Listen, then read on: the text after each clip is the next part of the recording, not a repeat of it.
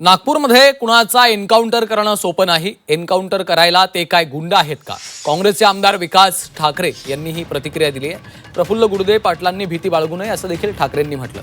प्रफुल्ल गुडदे पाटील काँग्रेसचे नागपूर शहर अध्यक्ष आहेत। काँग्रेस शहराध्यक्ष प्रफुल्ल गुडदे पाटील यांनी आपल्याला अर्बन नक्षल ठरवण्यात आल्यानं नांगरे पाटील एन्काउंटर करतील अशी भीती व्यक्त केली होती।